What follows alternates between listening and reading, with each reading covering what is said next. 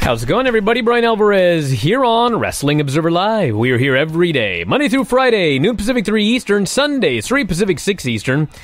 Tonight is Raw. We got 2 weeks until the Stomping Grounds pay-per-view, which is coming up in Tacoma, Washington. And ticket sales for Stomping Ground not doing well.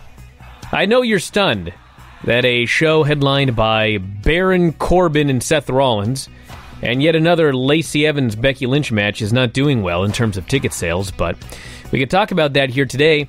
What's interesting is also coming to Tacoma, shortly thereafter, is the return of the Super J Cup.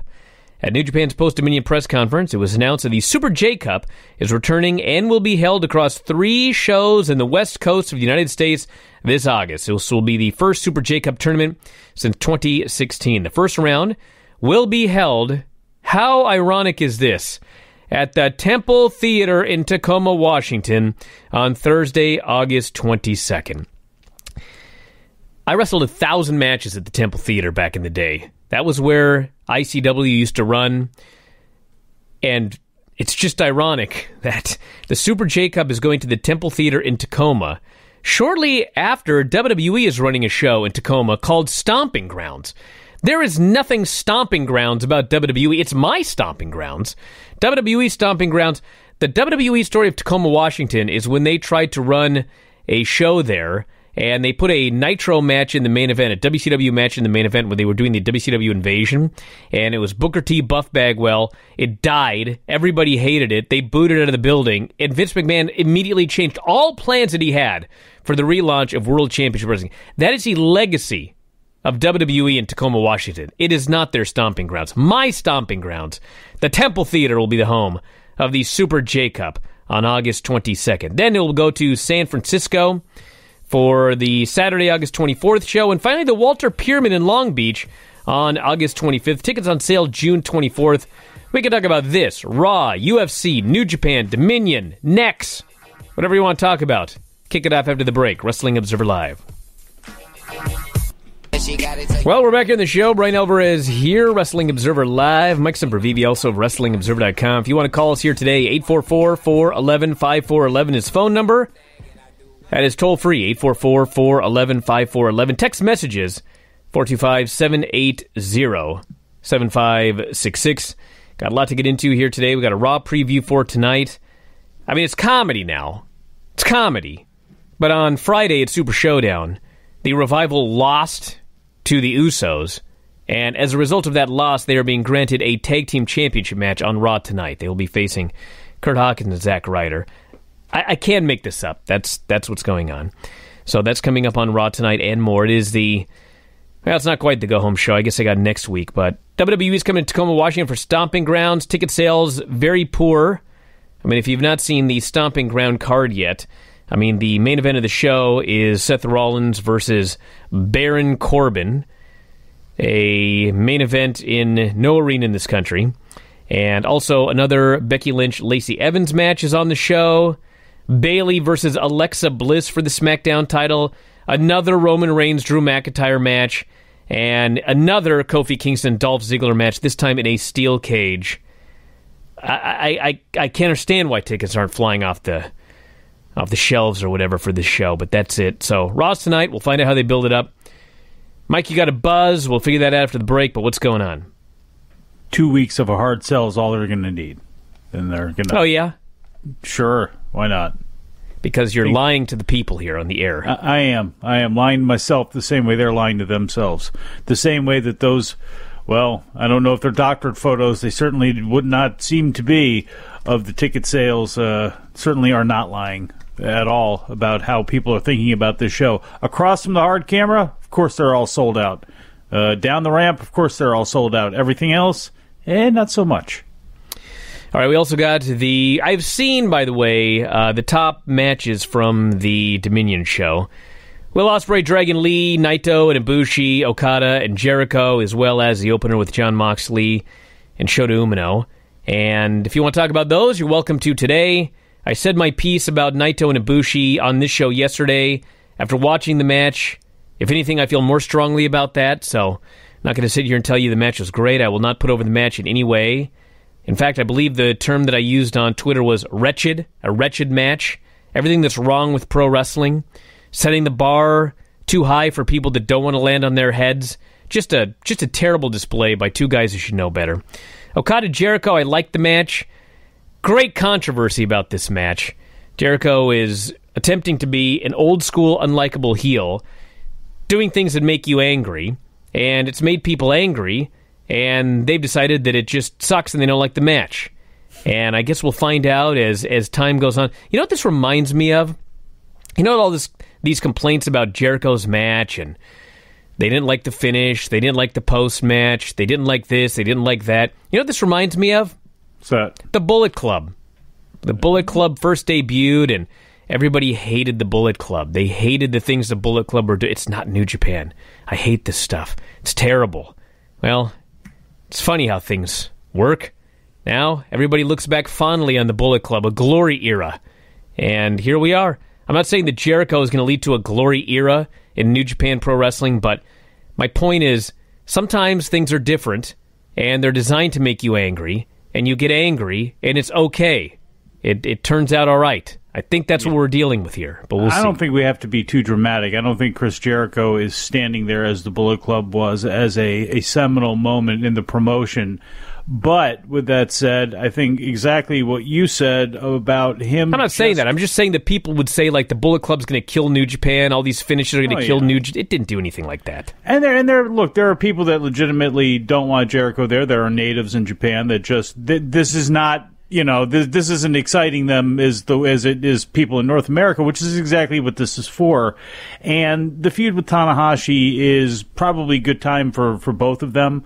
I don't need to see Jericho in the top of New Japan's mix. And Tanahashi, he still can remain that way, but this is a battle of legends. And again, like I said yesterday, I think once Okada has an opponent named, I think once Jericho and Tanahashi settle in with each other, I think a lot of what people were complaining about yesterday and today about the main event and how the finish was, I think a lot of that's going to go right out the window. This person here says, I believe I read that Tyler Breeze asked to go back to NXT. Do you think others will do the same? I can tell you for a fact, many people have asked to go back to NXT. And the number that are going to be granted the ability to go back to NXT is very, very small.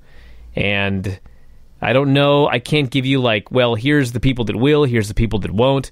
It's all on the whims of Vince McMahon. He wakes up one morning, Tyler Breeze wants to go to NXT, go for it. Wakes up another morning, this person wants to go, nope, you're here on the main roster, and you are not going anywhere. So, obviously, the key here is that there is a Raw and SmackDown brand, and there is a main event and the other shows that they do. And there's also an NXT, which is a 1-hour show once a week, which has a finite number of spots. So, you can't send everybody back to NXT that wants to go back to NXT. It's just way too many bodies. Here and there, it'll happen. And more often than not, people will ask and it won't happen. And that's just the way things go. Let's go to the phones. You're on the air. What is going on? Hey, it's Eric from Norway again. And since you mentioned Raw and comedy, and I thought that as I never really add anything of value to the show, I would add a comedic little note that might tickle you, if you will. So years ago, when I first discovered Figure 4 and Figure 4 Online and Wrestling Observer and so on, I discovered via YouTube and through the Bryan and Vinny show. And I heard a clip, and I was like, that Vinny guy, he sure is very quick and witty. And it took me 2 weeks. He's witty, I don't know about quick. To realize that I thought you were named Vinny and he was Bryan. So I was like, and I just kept searching up Vinny. I'm like, I can't be Vinny. That doesn't sound like him at all. So that's the story about me being an idiot. Excellent story, bro. So what else is on your mind? What else is on my mind? Tell me if I'm wrong here.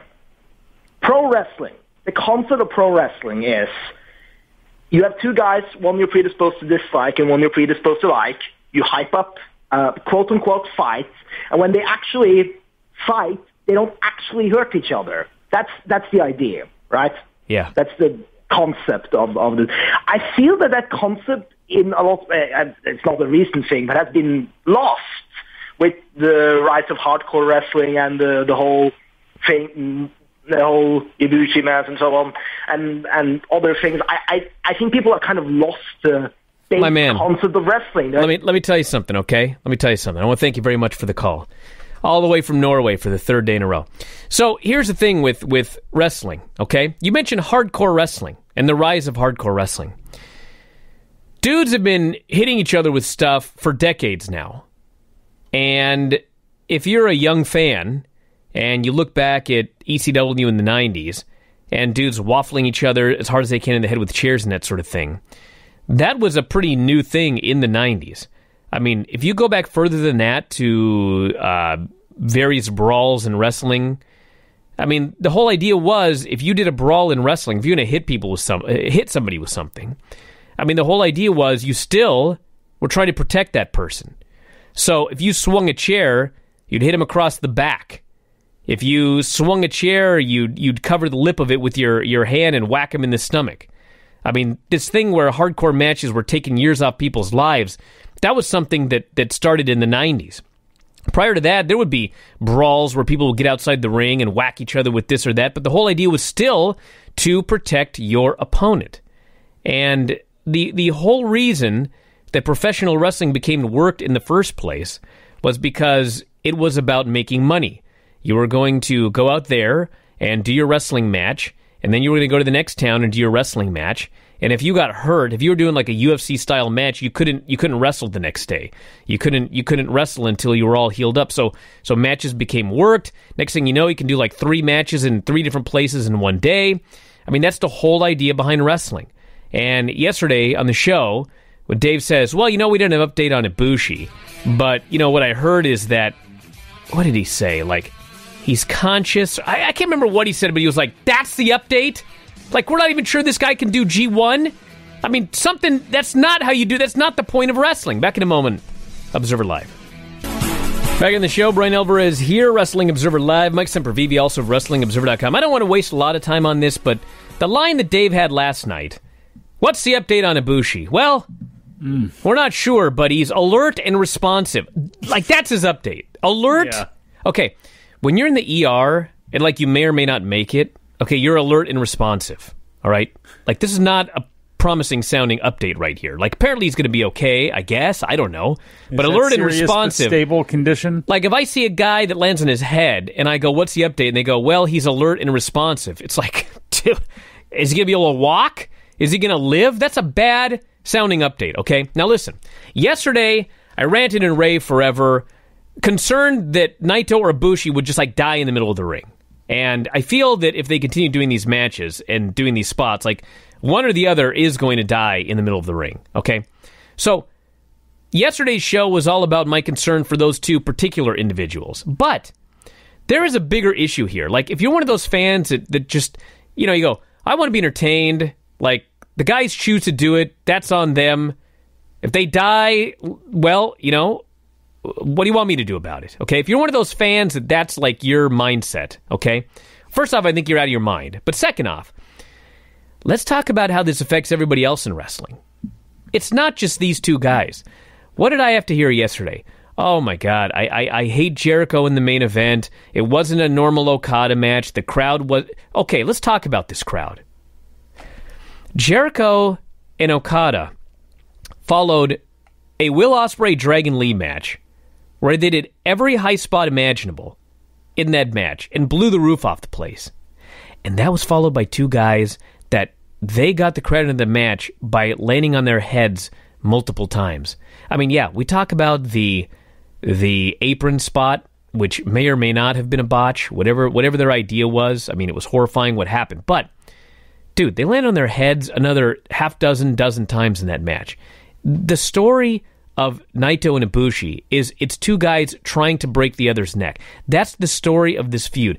Every time they do a match, they work over each other's necks and they drop each other on their heads and necks. And more often than not, they actually land on their head and neck. Not every time. Like, some of this stuff is safe, but not all of it, okay? So, you're talking about a match that had to follow two guys who raised the bar to that level.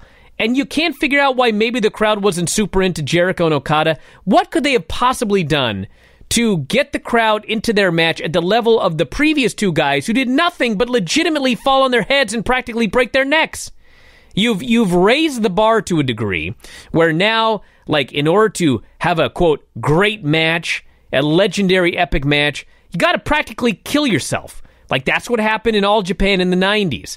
And, you know, Dave said yesterday, he's talking about the anniversary of one of the great tag matches of all time. Yeah, one of those guys is dead, internal decapitation. Like, I'd have to go through the list of everybody else in the match, but it didn't end in a pretty manner. So, and then yet everybody else having to land on their heads and do crazy things because of the bar that those guys set. It's not good for them. It's not good for the industry. And no, I'm not an old man sitting here telling you this. I mean, people were telling you this when they were much younger in the 90s. I was telling you this in my 20s about stupid stuff that people were doing in the Attitude Era. And the body count from the Attitude Era, don't even get me started on watching Retro Raw Nitro and having to go through a list of all the guys that are dead on that show, on the other show, on all of those shows from the 90s. It's not good. It's stupid.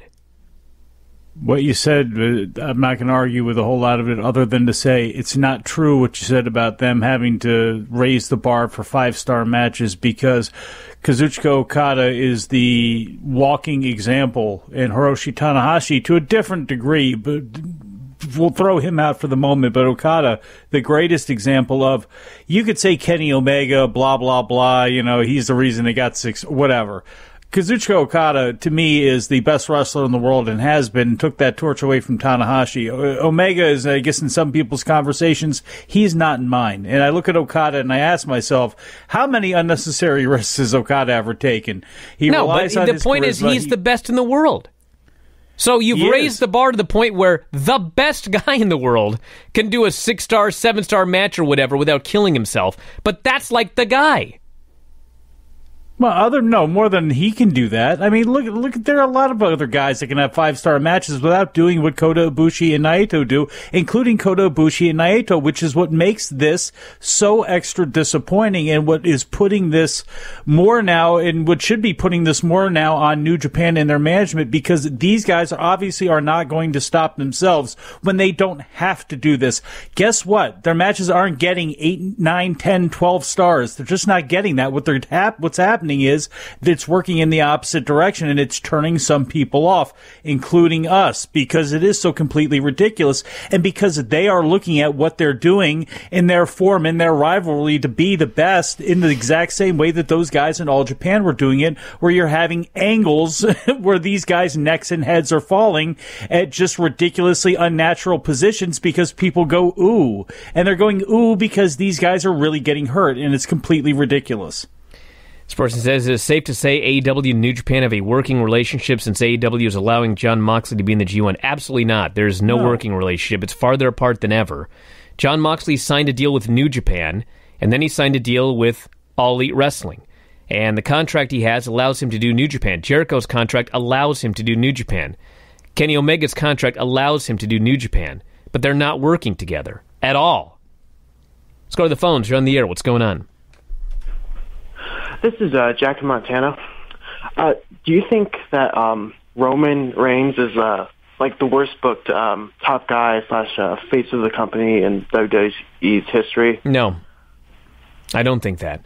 They actually have done a good job booking him as a top guy, but the fans did not accept him as a top guy until he contracted leukemia.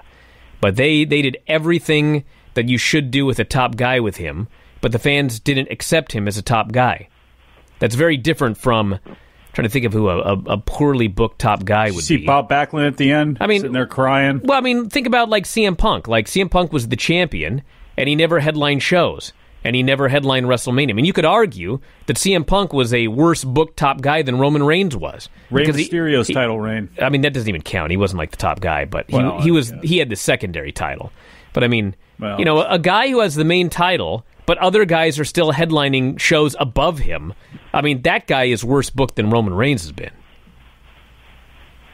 Well, I mean, was CM Punk ever like the face of the company? It's like John Cena was still. No, he was never the face of the company. Guy, but no, he was a face. Yeah, he would be like, in the group photo with like Orton and Mysterio and some other guys, but he wasn't that face. I mean, for crying out loud, Roman Reigns was the face of the company when he didn't have the title.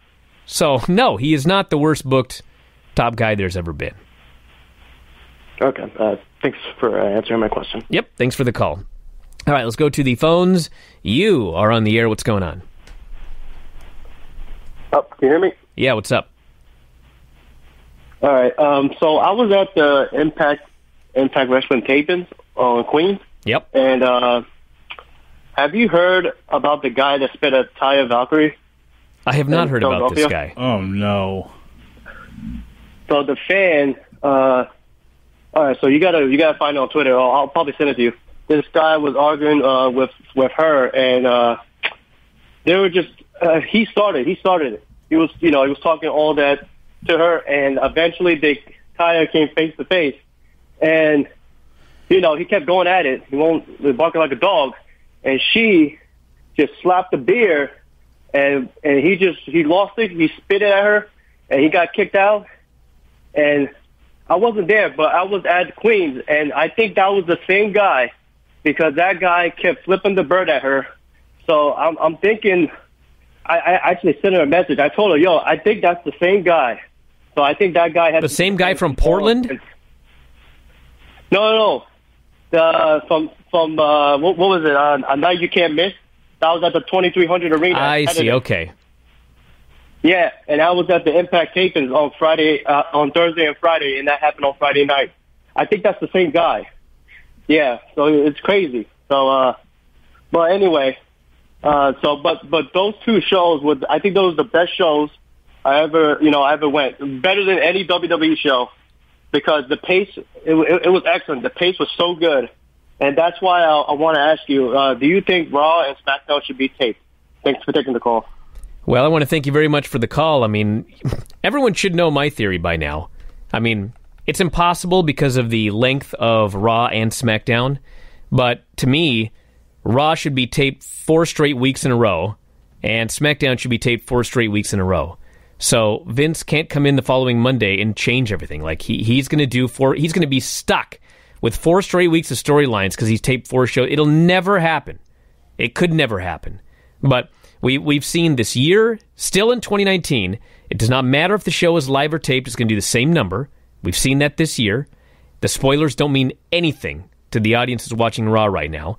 And if they were forced to tape 4 straight weeks of television, it would be a significantly better show because it would be 4 weeks of consistency.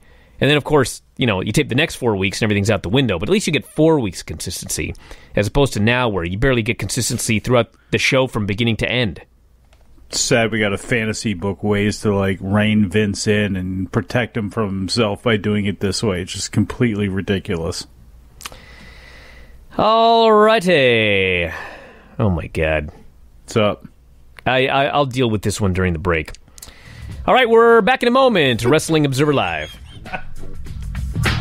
Back in the show, Bryan Alvarez here, Wrestling Observer Live. Mike Sempervive, also of WrestlingObserver.com. This person's phone is at 1%, I believe. You're on the air. What's up? Hey, so before my phone dies, what are your thoughts on the Matt Riddle, Goldberg thing that's been going on Twitter with him blocking him and calling him one of the worst wrestlers ever, mocking him for how he's botched stuff and everything? Do you think that Matt Riddle could be punished at any point? Well, it's funny you should mention that. I want to thank you very much for the call. I've been hearing about this Matt Riddle thing all weekend, and it's really weird. So, when I saw all of this, my immediate thought was, Paul Heyman's got to be behind this. I don't know what's going on, but it's just too weird. You know what I'm saying? Matt Riddle's up there just burying Goldberg. And so, in talking to people this weekend, I listen, God only knows in pro wrestling. But from talking to people this weekend, the indication I have is that this is real. And, somebody told me that Riddle has been saying things about Goldberg for a while. I actually don't know. Another person said that, for whatever reason, Goldberg blocked Riddle, and Riddle was really angry about it, and that's why he went on this weekend-long tirade on Goldberg. And I know people that, they're furious at Riddle. They're like, this guy is, I can't even say the words they say about him. But I mean, the stuff is still being... The weird thing is, it's still being posted.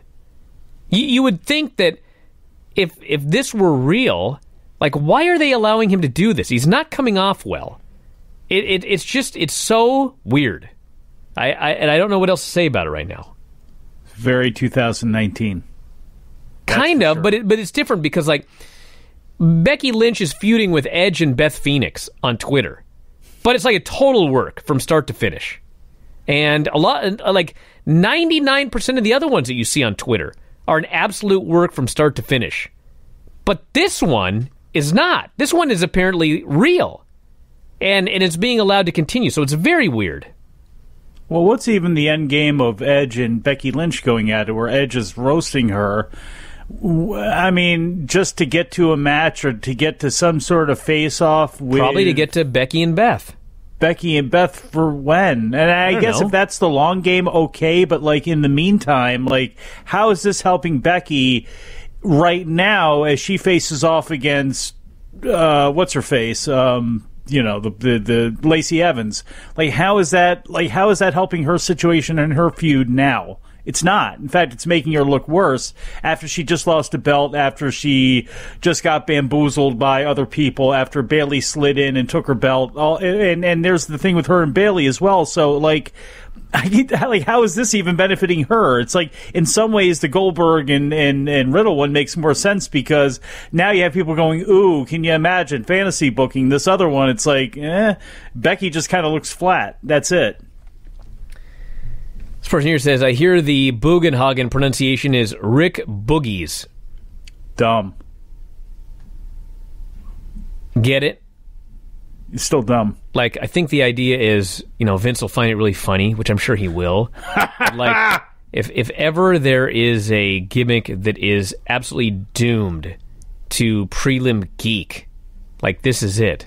Like, if that's what you're happy with, to, like, be a prelim geek and be on WWE TV for, like, 2 years and then never be seen again, that's a great name.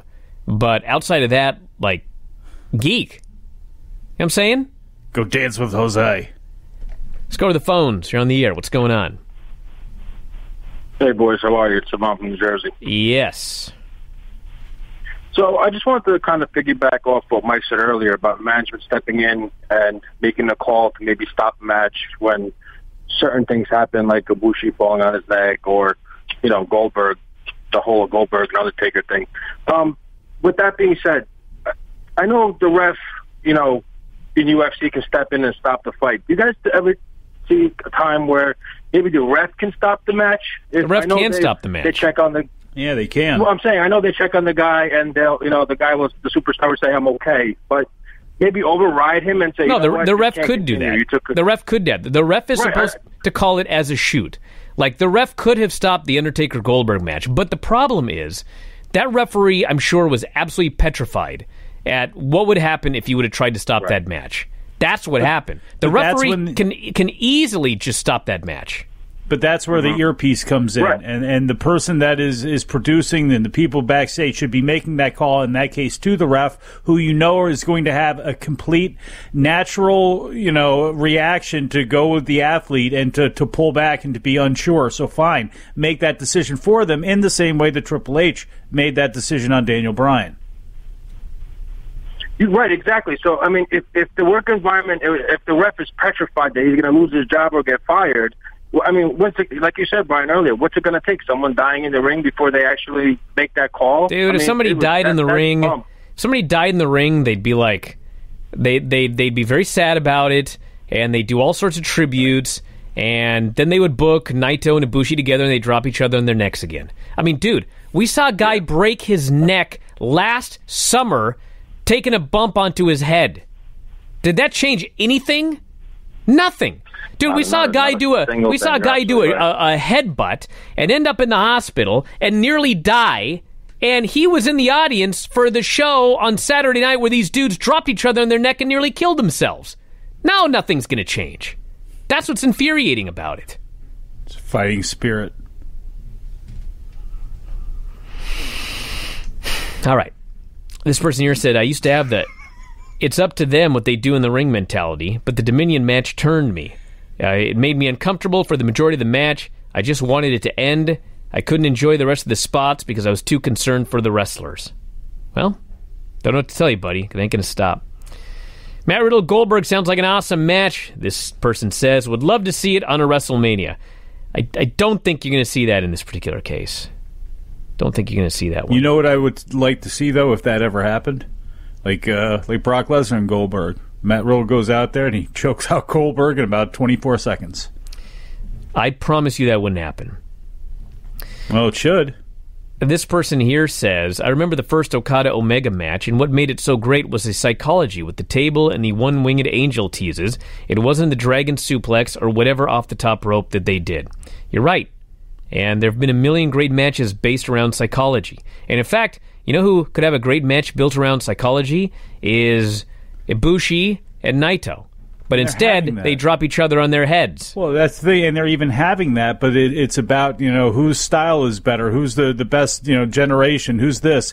And you could still do all of those things without taking it to the limit that they have, and it's just the can you top this and the ability, again, and this is not just them. This is ladder matches. This is a lot of things that are happening not only, in big promotions, but on the indies all over the place as well, and it is somewhat cringeworthy. You shouldn't have pro wrestling matches that you're thinking of as being more dangerous than death matches, and that's what's happening. All right, let's go to the phones. You are on the air. What is going on? This is Jim from Virginia. How you doing, guys? What's happening? Hey. I just want my question is, has Mickie James had her ACL surgery yet? I don't know if she's had it yet, but if she hasn't, I'm sure it'll be this week. And do you think, having had ACL surgery and everything, do you think, even with surgery, do you think she will retire? Dude, she's been doing this a long time, and I don't know. My guess is she'll be back, but I can't say that for sure. I mean, I just don't know. I don't have an answer for Mickie James. I'd love to see her back, though, if she can. All right, have a good evening timeless. now. Yeah, thank you very much for the call. I mean, she's very, very good, but, she's been doing this forever. Has a very, very serious surgery. Recently had a child. I mean, it's I don't know. Family to the side, just looking at this professionally and being greedy about her being involved in wrestling, if down the line, because it's not like they work a full schedule or anything like that, working with her husband and being that person with Nick Aldis out there as he makes appearances as the NWA champion is a tandem would not be the worst thing in the world, too. And I don't know what her contract status is right now, but that would be something that I could see being actually quite a nice, and it would be quite attractive to somebody who's on, as an independent wrestling fan, if she were to show up and have a match with somebody every once in a while or something like that, working a completely reduced schedule. All right, let's go to the phones. You're on the air. What's going on? Hi, this is Ishmael in Virginia. Yes. So I called a couple months ago after the MSG show for New Japan and talked about how the Naito Ibushi stuff is just unwatchable. It's disgusting. They're two of my 10 favorite wrestlers in the world, and I can't watch their matches. And that was before. And then they just had the match this week where, in my opinion, that German suplex was intentional. It was supposed to look like that because they're psychos. I think it's gotten to the point now where legitimately they should be getting votes for worst feud of the year in the Observer Awards. Dude, I'll do it. This is worse than any. I won't even blink. I'd be happy to do it. This is unfortunately, I watch WWE, so it's tough. I know people are going to vote for stuff like Sasha Banks and Bayley, stuff that's stupider, but this is way, way stupider, way more dangerous. This is stuff we should look back on. This is the worst of the worst. I can't watch it anymore. This is hands down the worst feud in the last several years. Well, should be getting negative stars. Hey, listen, I called it wretched. I stand by that. It was wretched to me as a wrestler and as a wrestling fan. I found it to be wretched. As a worker. Yeah, as a worker. Like, you know what? Here, like, no one will care about this except me, but, like, the lowest praise I can give to other wrestlers is I would never have a match with you. And I can say that about Naito and Ibushi. I would never have a match with them. That's the lowest possible praise that I could give to people. And it makes me sad. But, dude, stop doing that crap. I'd have a match with Okada any day. Jericho wants to do a match during the cruise, you got it. Ibushi, Naito, never. Not in a million years would I have a match with them. And yes, I know that Dave said it was a botch, and he may be right, okay? But I said it again yesterday, I'll say it again here. When Naito went to give him that German, the German was not going to be onto the apron because Ibushi looked behind him. So there's only two options. One, he was going to flip over and land on the ground. Actually, there's three options. One, he was going to flip over and land on his stomach on the ground. Two, they did that bump on purpose. Or three, he was going to land on his head on the ground. Those are the only options. And I discount the idea that he was going to flip over and land on his stomach because Naito did not throw him hard enough and he didn't rotate enough to land on his stomach. So literally, the only two options are he deliberately hit only his head on the apron or he was going to land on his head on the ground. Either of which is monumentally stupid. Then there was the fourth option where both of them would go over, both of them would land on their necks. They'd both die, but you'd see the spirit of their bodies start to lift out of themselves, and you'd see the lights up in the background, and it would be Broadway forever. And right as their bodies attempt to leave the building, Antonio Inoki comes in and spirit slaps the bodies back down into their forms, their human forms, and they get back in the ring, and they finish the match. That could have been the fourth option. Let's go to the phones. You're on the air. What's going on? Hey, what's up, guys? Happy to report Tim in Miami is alert and responsive. Good. I went over to WWE.com because I was curious to see if they had any kind of storyline explanation for like this bevy of title rematches that no one deserves. Of course and they have not. An article up there. No, they do. They have an article up there about Lacey Evans and Becky. It's by this guy named Anthony Bonino who had to twist himself into quite a pretzel. He says it was because Becky got complacent after WrestleMania. That's why she got cashed in on. And because Lacey has been poking the bear, Becky has reignited her fire, and that's why Lacey deserves to get her butt beat in a title match. Dude, I want to thank you. We got to go to a break. I want to thank you for the call, but dude, they did that match last month. We've already seen the match. Back in a moment, Observer Live. All right, I'm actually looking here because I have to make sure that I'm not out of my mind. And I don't think I am, but I actually have to check here. WWE Money in the Bank. This was last month. I'll even give you the date. May 19, 2019. Less than a month ago. Let's see what was on the show. Oh, there you go. Becky Lynch defeated Lacey Evans by submission. Let me read that again. Becky Lynch beat Lacey Evans by submission. Singles match for the Raw Women's title. Like, honest to God, did Vince forget he did that match? It was on pay-per-view less than a month ago. They're acting like it's never happened before. I don't even know why I'm getting so irritated by this, but it's irritating. Like, oh, we're finally going to get that Lacey Evans match with Becky Lynch. I saw it with my own eyes a month ago. With a submission finish, I might add. Whatever. That dude has forgot about things that he's written right before a show. And so that wouldn't surprise me at all. Although I don't think it's that he's forgotten. I think that he's just lazy, and the feud must continue. And this is how they got there. And by God, what has happened? I don't know. All right, one more here. This person here says, Mox and Shota Umino have the most viewed video for New Japan's YouTube. Shota is a draw. Great. Shota, So great. he says, is the draw here. So, well, it's, in a way, he is. All right, we're out of time, everybody. I believe Mike will be solo tomorrow. I'm not 100% sure on this, but I'm pretty sure. So be prepared for that, everybody. It's going to be a very exciting show as Mike gets to review Raw all by himself. What could be better than that? I'll be back on Wednesday. I'll be there tonight with Dave Meltzer, tomorrow with Vinny. Lots of great stuff. Check it out. Thanks, Mike, as always. Callers and listeners, everybody in the studio. Talk to you again next time. Wrestling Observer Live.